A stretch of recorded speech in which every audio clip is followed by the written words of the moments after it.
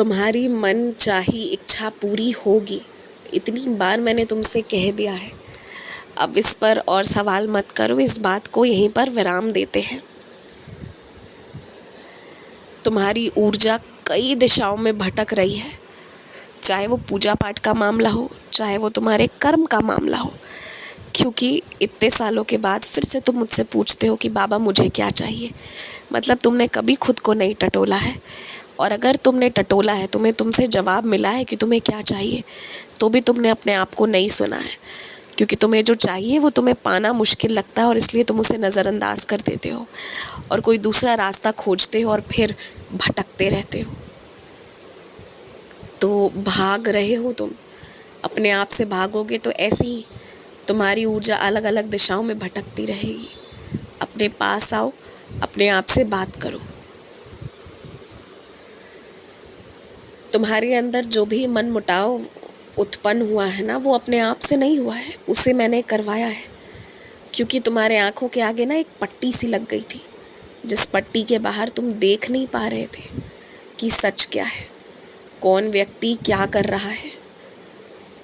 तो मुझे वो बस तुम्हें दिखाना था कि तुम देख लो और सचेत हो जाओ।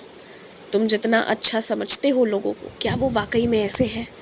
और पता है, लोगों को अच्छा समझना, उन पर विश्वास करना, उन्हें मौका देना, ये कोई समझदारी की बात नहीं है। अगर तुम्हारी अंतरात्मा कह रही है कि वो व्यक्ति धोखा दे सकता है, वो व्यक्ति गड़बड़ कर सकता है, तो बस कर सकता है। तुम्हारी अंतरात्मा तुमसे झूठ क्यों बोलेगी? उसे क्या चाहिए तुमसे? बस रक्षा ही तो करना चाहता है ना वो तुम्हारी। तो ये समझदारी की बात नहीं है कि सब कुछ जानते हुए भी अनदेखा कर देना। इसलिए तुम्हारे मन में दुख उत्पन्न हुआ है, और अब जो ये दुख उत्पन्न हुआ है ना, ये तुम्हें उन सारे रिश्तों से मुक्ति दिलाएगा जो तुम्हारे कारण टिक रहे थे। हर गलत चीज़ से तुम्हें मुक्ति दिलाएगा। तुम देखते चले जाओ। मुझे पता है तुमने कुछ संकल्प किया था मेरे नाम का, लेकिन उसमें से कुछ भी पूरा नहीं हो पाया तुमसे। मगर कोई बात नहीं, वो नहीं हो पाया ऐसी बात नहीं है। हाँ, कुछ प्रयास में तुम्हारी कमी थी, मगर परिस्थिति के कारण। और कुछ बात ऐसी है कि मुझे पता था तुम अभी वो सब उतना कुछ कर नहीं पाओगे, तो उस पर विराम भी मैंने ही दिलवाया है।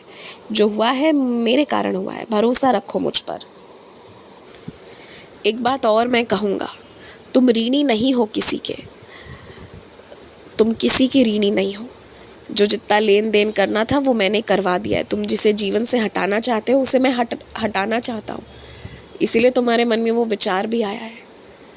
तुमने जो भी कदम उठाए हैं, जो भी फैसले लिए हैं अपने जीवन के लिए, वो सब सही है और उसमें मेरा साथ है।